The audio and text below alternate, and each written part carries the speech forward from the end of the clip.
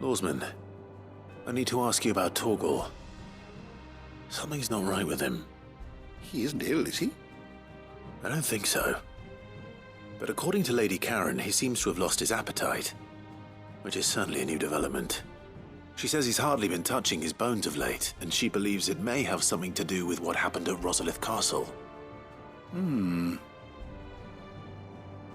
rather think she might be right, though not about his appetite.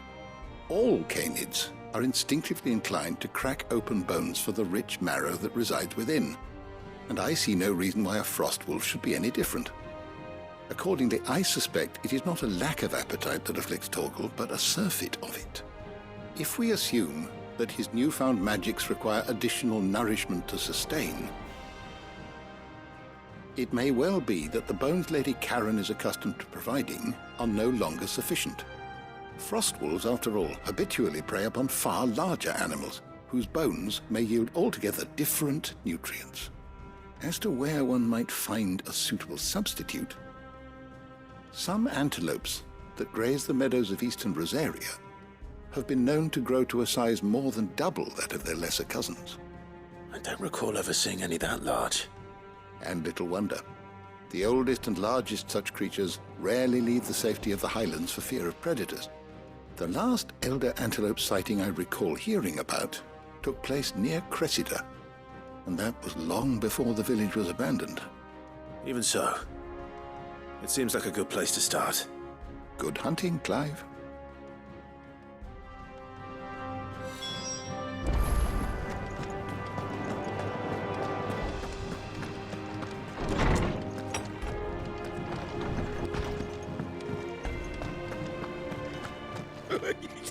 Ivan's newest dish is a masterpiece. Once you get over the urge to gag, that is. A seed of ingenuity sown in a fertile mind. My long travail of helping hands shall e'er fruition find.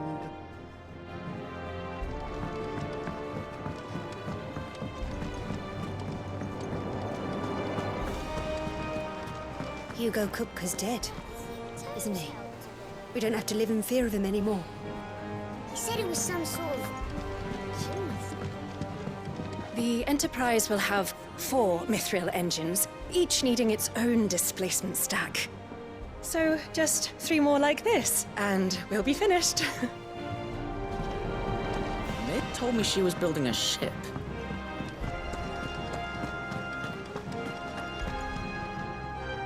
Clive, did you get my letter? That's why I'm here. Shh. Otto won't be listening. Is this better? A little. Listen, I've some bad news. It turns out the Hideaway may be slightly behind in its payment to certain lenders, and it may be my fault. But I swear to the goddess, I thought I had the numbers square. Sadly, that square turned out to be more of a circle. 0, you might say. I can straighten it out, I swear, but it's going to take some time, and I'm going to need help keeping it from Otto. Bit late for that, I'd say. There you are! What a surprise! So let me get this straight. You forget to pay our lenders what they're due, and instead of coming straight to me, you get Clive to come to you. And I hope he'll dig you out of the hole you've dug for yourself. Clive, the man in charge of the place you've been cheerfully trying to bankrupt. And you thought this was a cunning plan. Why? Well, who needs paying? Oh, just Martha. And the dame.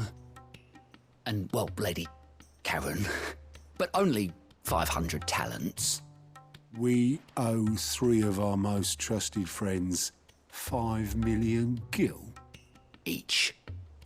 5 million each. They lent us the bulk of the money we used to rebuild the Hideaway, you see, and, well, I must have made some sort of oversides. Those ledgers were my responsibility, and it was my decision to entrust them to you. This is my fault. Do we have that much to hand? I can always ask my uncle. No, we don't. And no, you won't. We've lightened Lord Rosfield's purse enough. After the king's ransom we had off him, he deserves better than to see our begging bowl. Besides, we'll need to learn to stand on our own if we're gonna make this work. All right. But that doesn't mean you have to shoulder the burden yourself. Is there anything I can do to help? There might be. How'd you fancy taking these to Martha and the dame? Rocks. Rocks, he says. Worth 1,000 talents apiece, these are. A little something Sid and I set aside for when times got lean. And I reckon 15 million in overdue debt probably qualifies. I just hope our associates' eyes are a bit more discerning than yours. I'm sure there will be. Should be me making the rounds, really. But you know how it is with this place. Orders to bark, arses to wipe and all that. I know. Which is why I don't mind going in your place. Go. Do you know why I only gave Master Clive here 2 star rubies? Because you'd rather Lady Karen killed me. Because I'd rather Lady Karen killed you. Yes. Well, I suppose this is goodbye then. Don't worry. I'm sure Karen will understand. Really? Do you think so? No, I don't.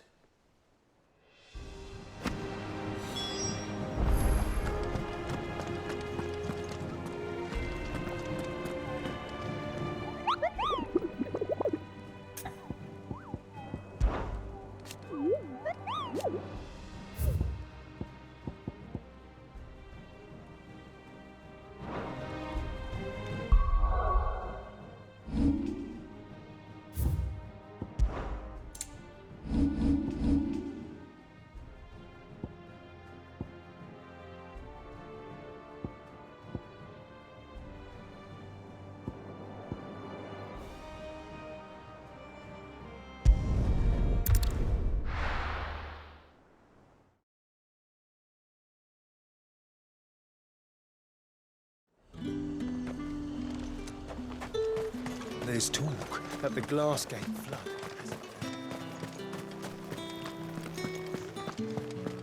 Citizens are free to come and go as they please. Did you hear? The gates to heaven. I want to see you again. What am I going to do without sweet water and oil of talc? Milady, I come bearing gifts. Gifts? Whatever is the occasion.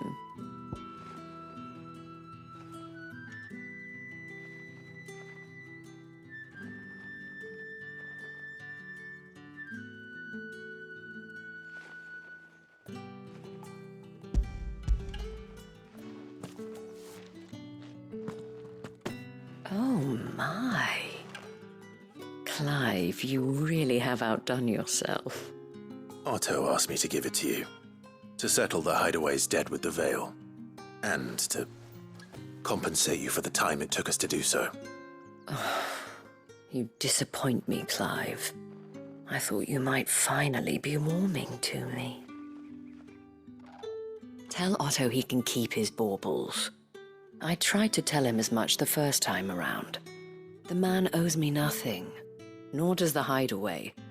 My contribution to the restoration effort was made freely and willingly. It was the least I could do. You once told me Sid did you a kindness. I'd like to do the same. Please, accept it. For my sake. And for Otto's. For all of us. For all you've done. It is rather fetching, isn't it? Very well. Otto is lucky to have you, Clive. I doubt anything could ever replace his son. But you and the others at the Hideaway are the closest thing he has to family. Otto had a son. Long ago, yes. Sid told me Otto lost him when he was just a boy, and blamed himself for not being able to stop it. I don't know how it happened, whether there was anything he could have done, but it was clear that it weighed heavily on him. I didn't know. How could you have? I doubt anyone did.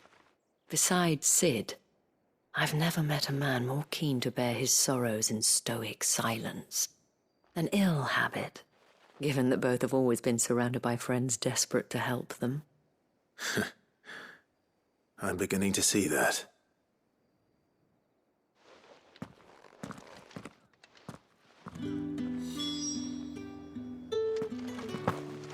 Give my regards to Otto, and tell him I do so miss his visits.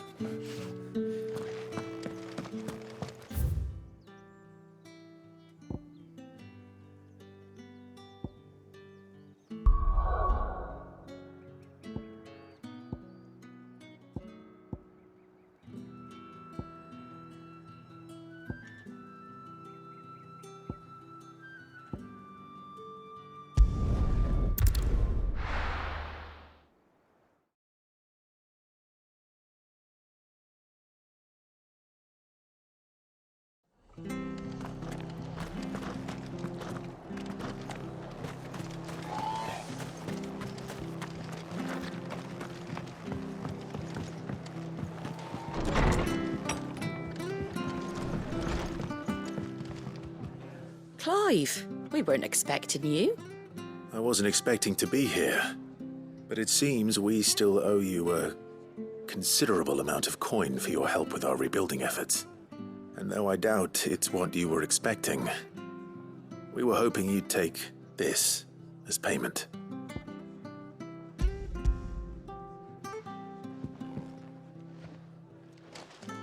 A star ruby?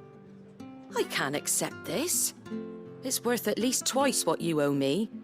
More if you can find yourself the right buyer. Think of the difference as interest. Interest? If word got out I charged that much, no one would ever borrow from me again. Anyway, why are you the one here asking me about this? I'd have expected Otto. Bit much sending the Lord Marquis out to settle your debts, isn't it? The old goat working himself to death again. Something like that. Most days I think he's the only reason the Hideaway's still standing. Same as always, eh? Back when the place was nothing but a twinkle in the eye of a recently retired Lord Commander, word is he was the first one Sid reached out to. Probably knew that without his strong arm and level head, the idea would never get off the ground. Sid may have been the face of the Hideaway, but Otto's always been the backbone. And when Sid passed away, we were all worried that would be the end of it. That Otto would just give up. His death was hard on everyone. But it must have hit Otto hardest of all. But he didn't give up, did he? Quite the opposite, in fact. If I recall, he was the one who nominated you as Sid's replacement, and rallied the rest around you. I reckon what he saw in Sid, he saw in you too. And don't we all? Doesn't hurt that you're half as stubborn and twice as handsome, neither. That, and you keep good company. I suppose I do.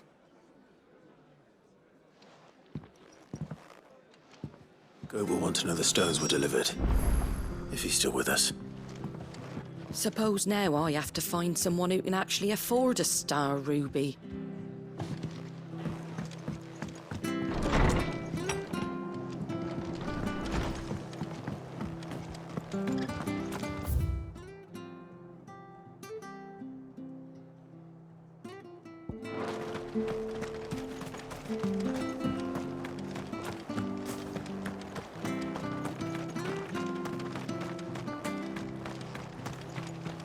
Naught but wild beasts, this end. All their twisted talons.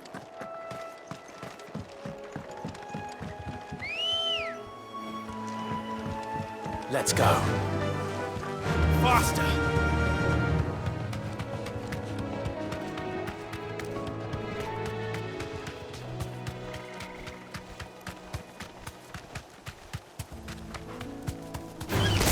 Time to fight. Be safe.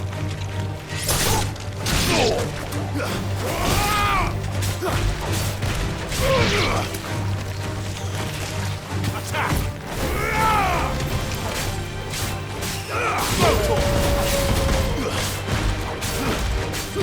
It's over.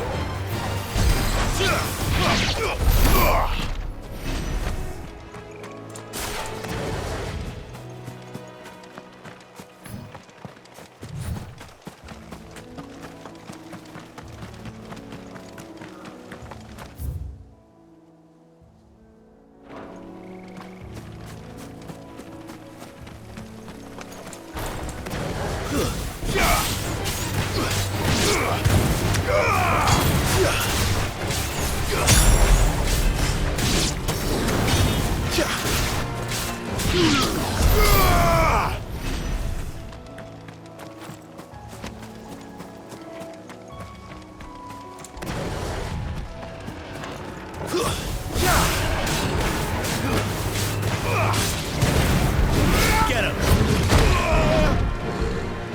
Get him!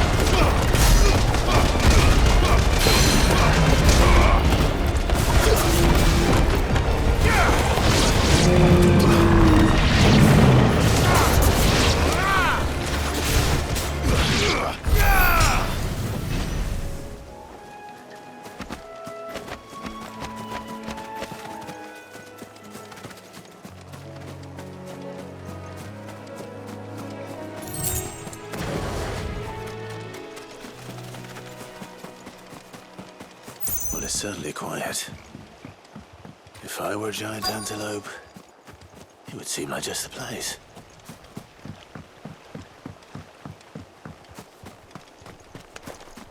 I doubt we'll find one bigger than that. You hungry, Torgal?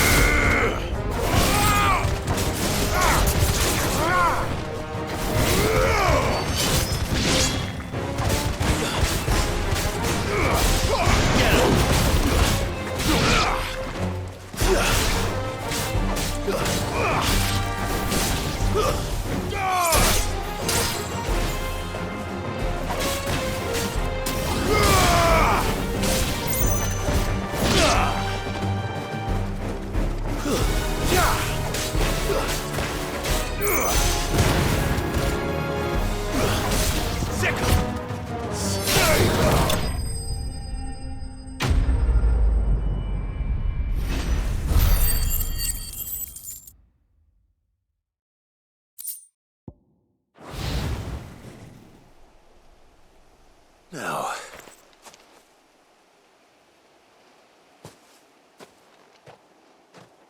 will it be enough, I wonder?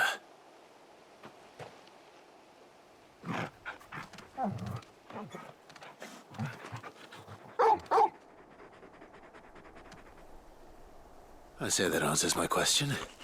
Which means we owe the lawsman our thanks. You're just a big puppy, aren't you? A very big puppy.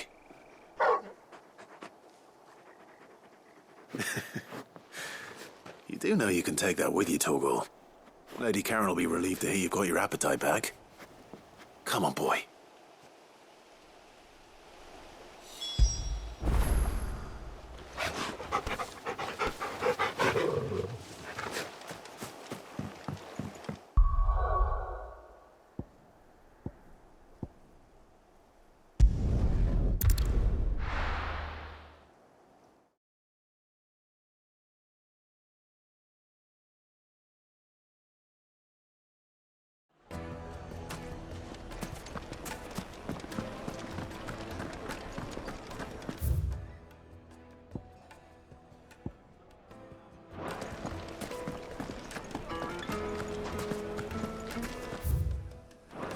People take notice of wealthy men.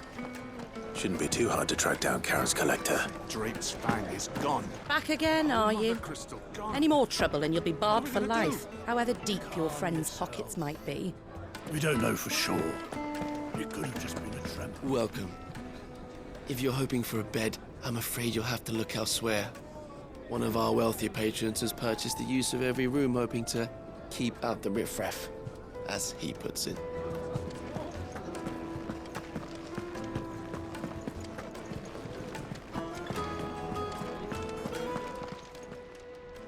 My reputation will be ruined! Ruined! Calm yourself, Lord Ignac, I beg of you, before you do yourself a mischief. Pardon the intrusion, but... Out! Get out! I paid for these rooms so I wouldn't be disturbed. Leave me be! Please, allow me to apologize. His lordship is going through a difficult time, and he's never been fond of guests arriving unannounced. Radim! Get rid of the filthy oaf this instant! Very good, Lord Ignac. Would you mind stepping outside for a moment?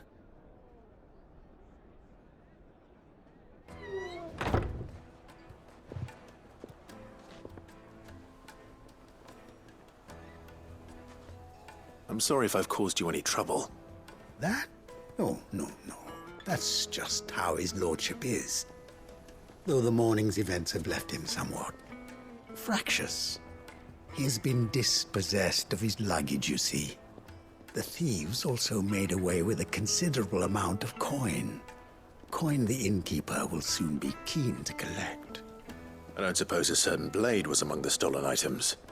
A single-edged sword. It was purchased from a merchant friend of mine. Ah, you know Lady Karen? Yes, I'm afraid it was. Then I'll retrieve Lord Ignac's luggage. But I have one condition. You have but to state it. You are welcome to anything that is within my power to grant. I want an audience with Lord Ignac. A few minutes should be enough. Then I'll be on my way. A condition I would be a fool to refuse. Of course, you shall have your audience. I don't suppose you saw where the thieves went. I did not, no. Though some discreet inquiries made on his lordship's behalf mean that I know where you might find them. The bandit's bed.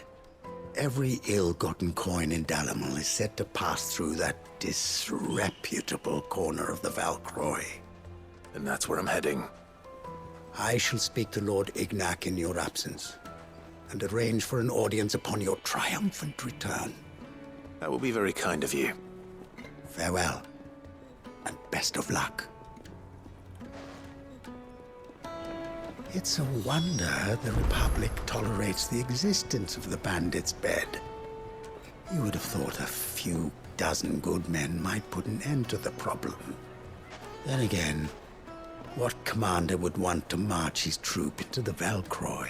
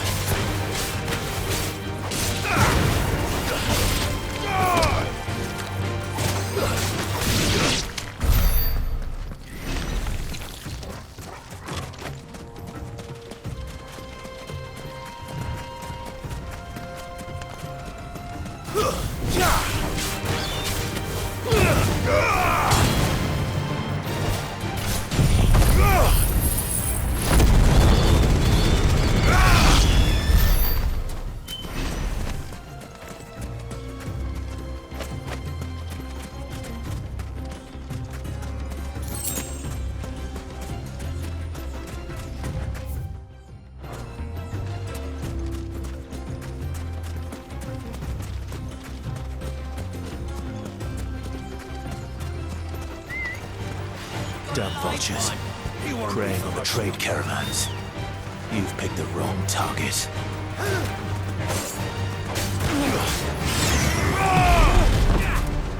Nice try.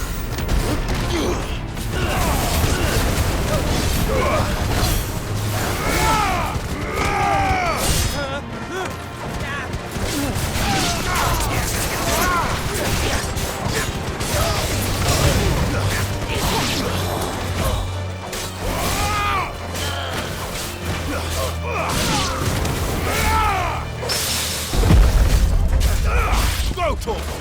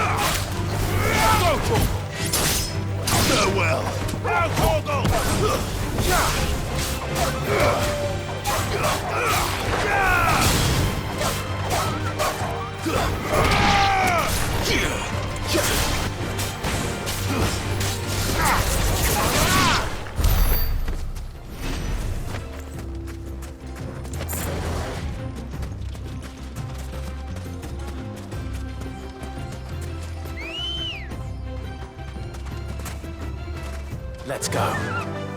Fly, Ambrosia.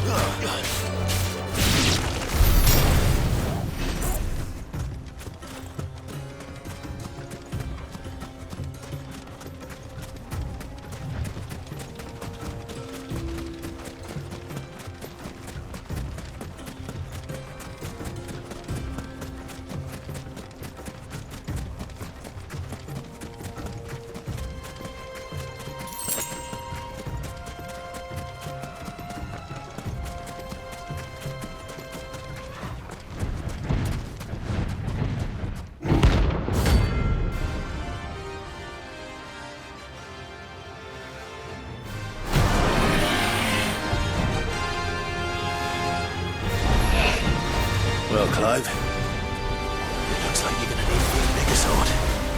Silence!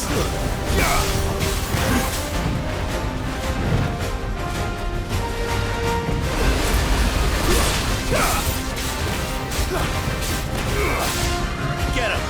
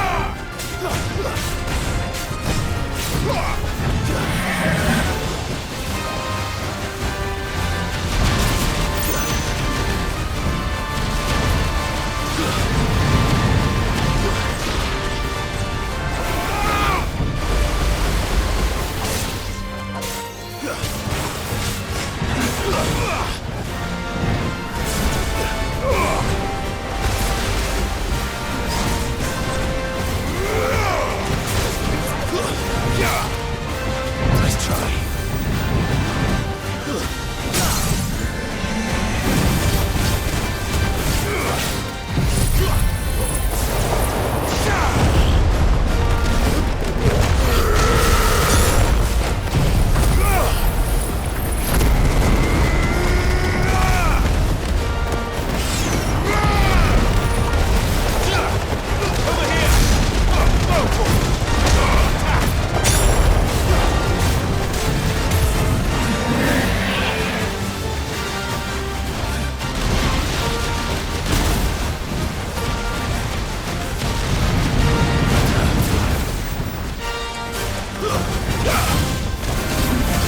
Nice try.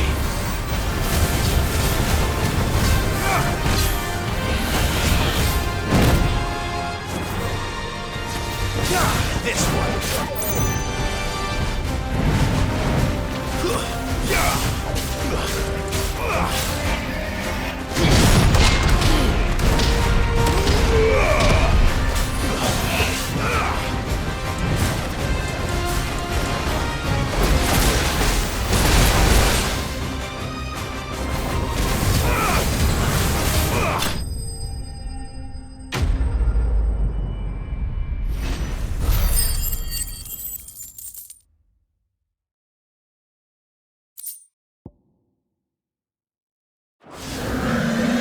It should have stayed in its shell.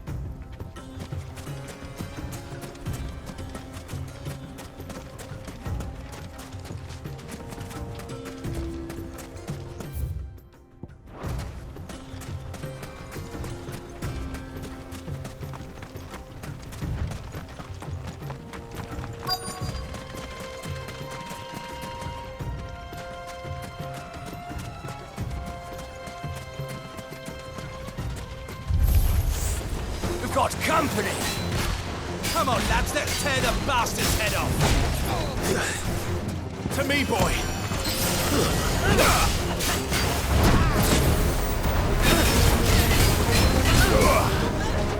Too slow.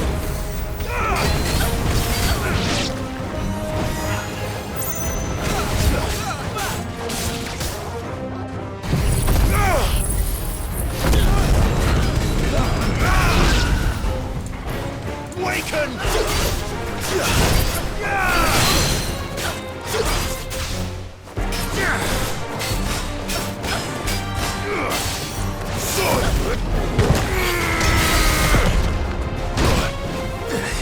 Unhurt, Torgal. Fighter!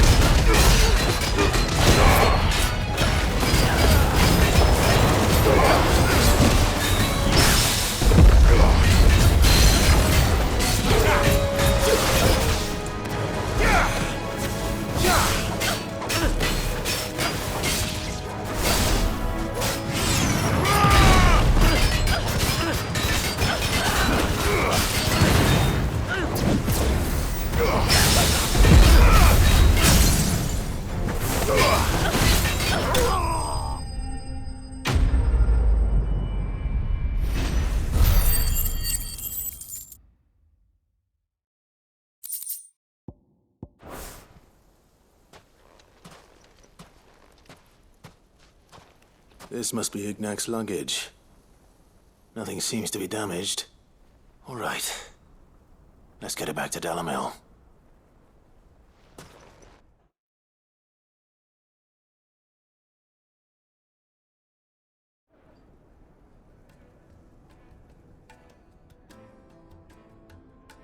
I hear I have you to thank for the return of my effects. What shall I call you, my good man? Wyvern. Glad to make your acquaintance. A formidable name indeed. Well, Wyvern, I appear to be in your debt. Redeem here tells me you wished for an audience. Is that all? A few moments of your time should suffice, yes. You're a peculiar fellow, Wyvern. All right, speak. Master Wyvern was wondering if you could tell him about a certain single-edged sword you recently acquired. Oh, a true work of art, that one. Karen drove me hard on the price, but I would have sold her Radim here to get my hands on that sword. It was made in the Outer Isles, far beyond the Twins, and is used exclusively by the practitioners of a unique school of swordsmanship. They believe no combat should ever exceed a single strike, and hone their blades to such perfection that none ever does. Each sword is made for that one perfect stroke, and for that stroke only. They crack upon a second blow. There's a brutal sort of beauty to it, really. But how do they hone such an edge? Fine question. Why, they use a whetstone, of course. Whetstones, rather.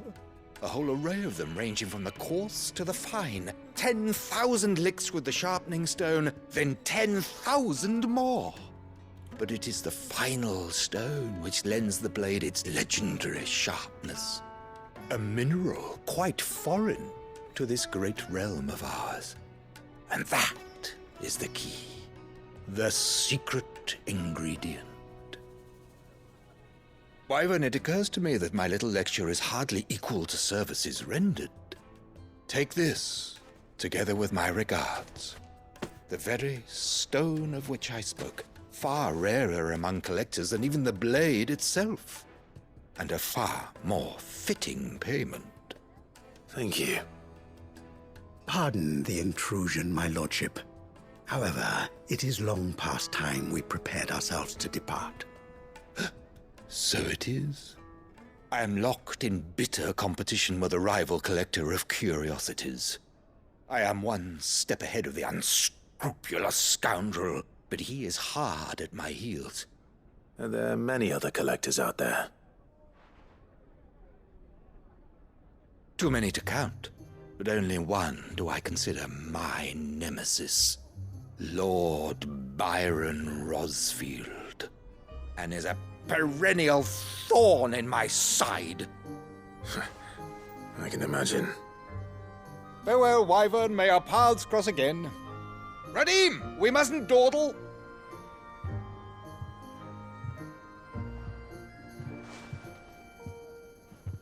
I think his lordship is rather taken with you, Master Wyvern. Thank you again for your assistance. Coming, my lordship. I'll be right there.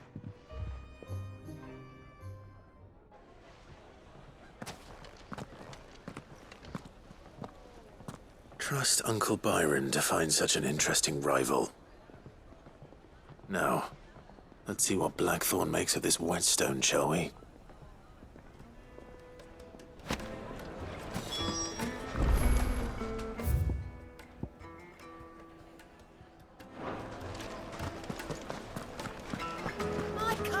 Take a sniff. Now, Dusan, I know you're keen, but... Oh, where did all the men of the Made from the stoutest stoneware.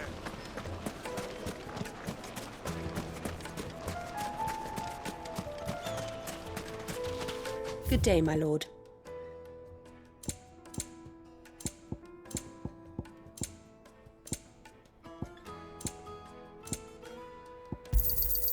Here you are. My thanks. Go with Gilbert.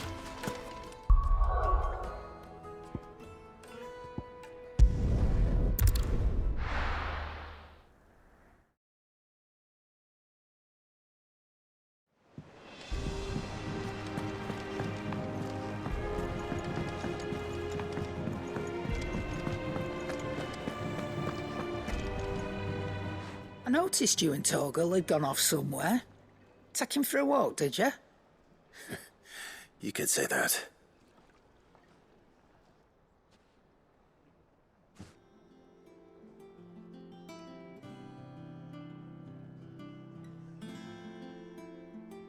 So, Molly's leftovers weren't good enough, eh? That'll teach me for treating you like you're still a pup. All right, no need to shout. Now we know what you're after, I can see about getting some in. Speaking of which, I brought one for later. Can I leave it with you?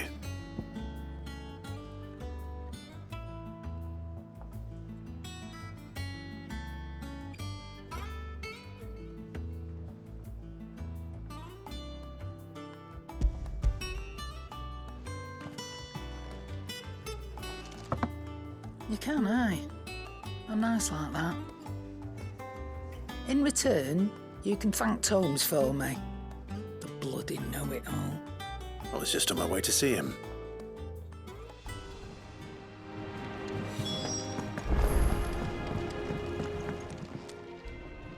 Sorry for the wait, but hopefully he'll agree it was worth it. You learned something about that sword, then? I did better than that.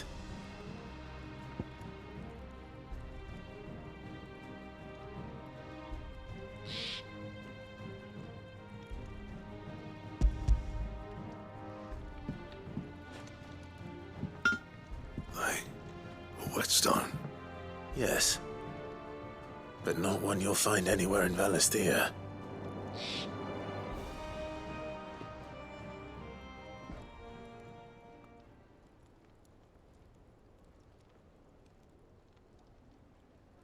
No wonder I couldn't get the same finish on the grinding wheel. One hit and all done, eh? Might not be so bad if all you ever fought were duels. Good luck on the battlefield. Your second opponent would be your last, no matter how good you were. Even so, is there some way it could be used to give the Cursebreakers an edge? I think so, yeah. With this whetstone and the right kind of steel, I could probably even make a twin of the blade that rattled me. But there'd be no replacing this little rock once I worn it down to a sliver. I reckon we get a dozen swords from it, if that. Swords that the Cursebreakers wouldn't know how to wield properly, and that would see them through a single fire piece. Nah, no point trying to copy that thing. Be about as much use as a wax anvil. But finishing our blades with a whetstone this fine, now that's something to consider. And what's finer than fallen masonry, eh? Or more hard-wearing, for that matter. Just imagine it. Good Valisthean steel with an edge as sharp as any found in the Outer Isles. I won't make a copy, nah. I'll make something much better. I'm sure the Cursebreakers will be delighted. Just don't push yourself too hard. Don't you worry about me, sunshine. I've been working day and night since I was half your age, and I'll still be here when you're long gone. Hey, thanks, Clive. I mean it. I owe you one, August too. It's good to know someone's looking out for me. He'll be happy to hear you said that. And I'll see that my debt to you's paid. First new blade I make's got your name on it. You come and find me when you've got the materials. All right. I will.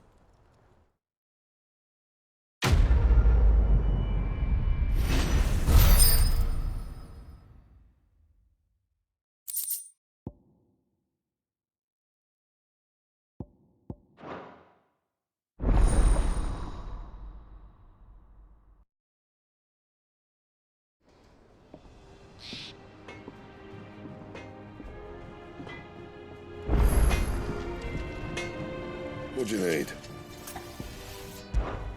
Not saying fortune, do you?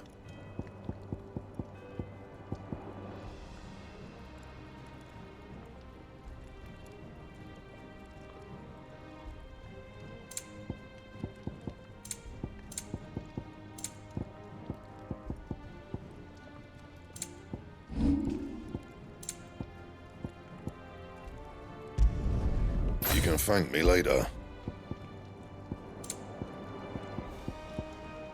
That it? Fine.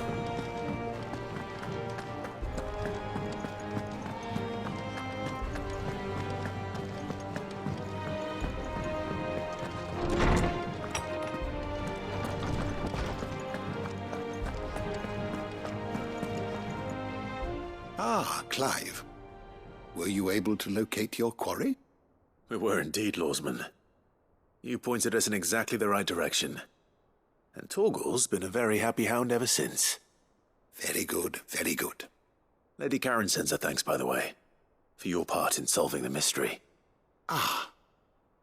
But that reminds me. After your last visit, I found myself pondering Torgal's talents. Do you recall our conversation concerning Lady Jill's role in Torgal's transformation? About how she somehow woke the power within him. Precisely that. A reasonable conclusion, I thought, but one which raised certain questions in my mind. You see, the Fenrir of legend served Shiva and Shiva alone, and while the powers attributed to him are certainly impressive, the records imply they are somewhat different in nature to those you described Torgal as having used. What are you suggesting? That Torgal may be the beneficiary of more than one icon's power.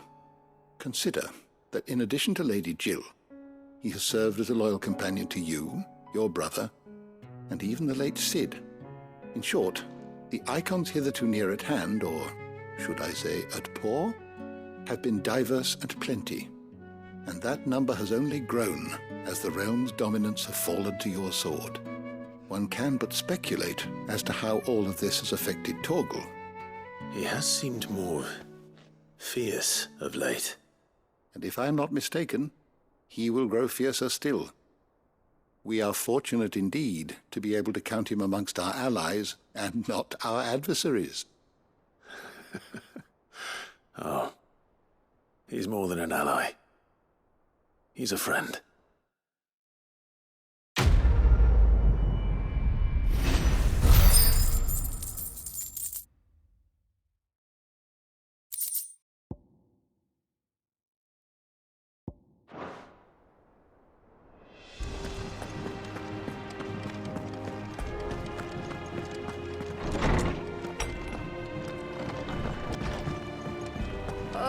I'm never drinking again.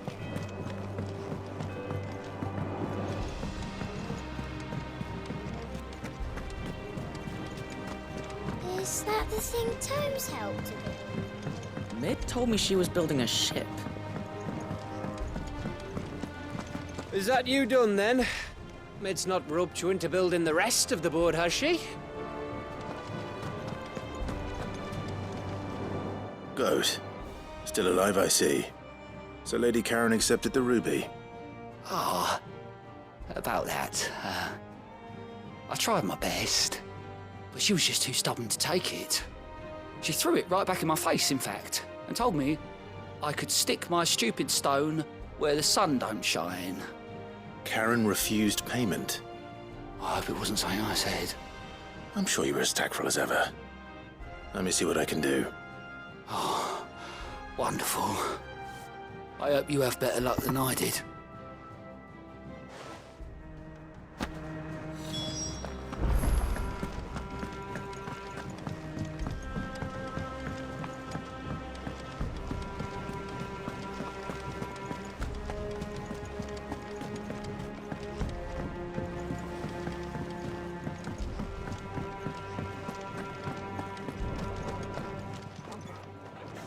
Lady Karen, Goad tells me you weren't happy with our offer. Would you prefer the debt was repaid in coin? What debt? I don't recall lending any of you like me hard-earned gil. I may have tossed a talent or two in the Hideaway's coffers, but those were donations, and you can hardly call it charity if you go asking for it back. Of course not. But one good turn deserves another. And our circumstances have changed. Surely you wouldn't shun the gratitude of a pauper who happened to have become a prince. Oh, so you're a prince now, are you? Fine. But I'm selling it and taking what I'm owed, then you're getting the rest whether you like it or not.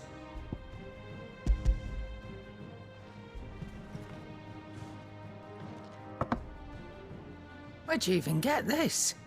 A decent trader might nab 1,000 talents for a star ruby. A canny one, meanwhile, might claim it were nicked from the belt of Cid the Outlaw himself and ask twice as much.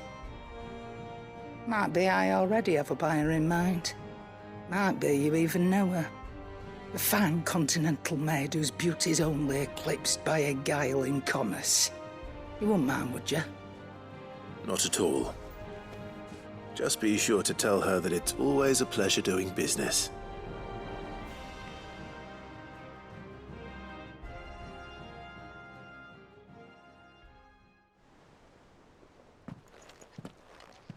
I hear you ended up delivering all 3 stones. Thanks to this lump. I sometimes wonder what I pay you for. Speaking of which, I still haven't been paid last month's wages. Oh, so you remember what's owed to you then? Get your ass behind that disc of yours and don't get up before those ledgers are square. Right away.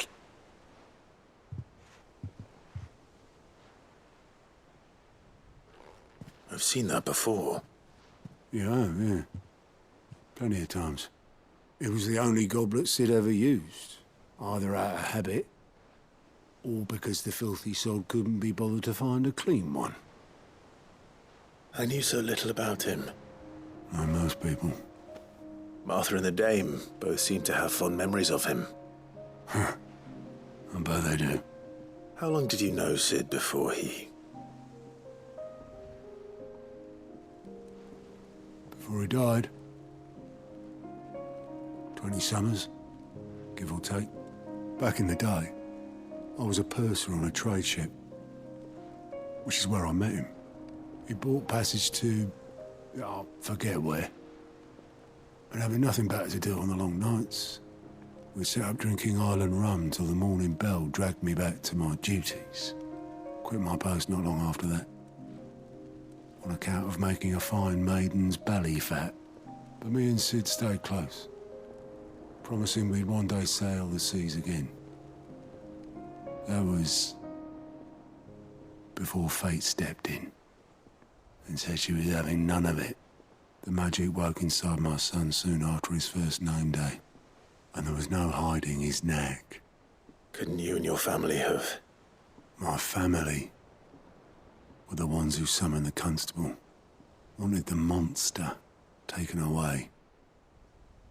I couldn't turn my back on him, forget what I felt, and I couldn't for the life of me understand how they could. Luckily, Sid was of the same mind as me.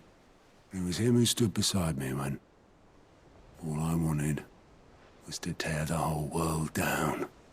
Him who cried for me when I had no tears left of my own.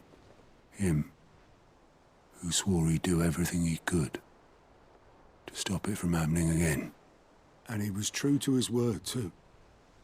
Left the Royal Army once and for all. His ranks, his ribbons, gone. Just like that. Threw away everything he had. All to right a wrong that no one else had the courage to face. I knew then I'd follow that man to the ends of the earth.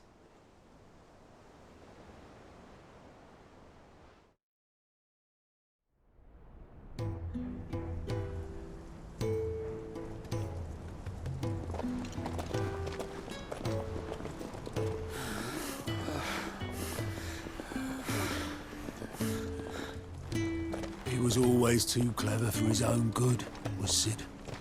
Saw the world for what it really was, while the rest of us were content to go along with the lie we were shown. And it can't have been easy, bearing that burden alone.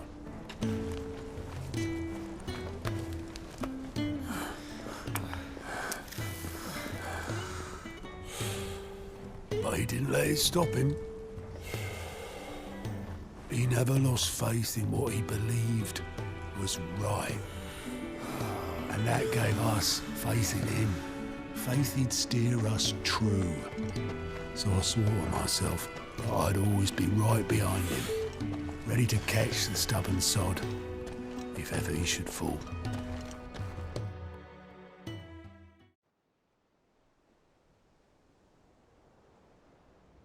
But I couldn't even do that.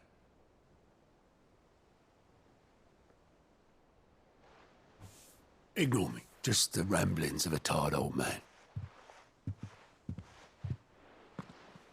Leave that lot.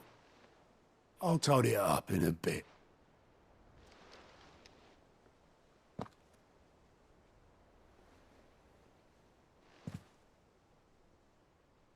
This is Sid's handwriting.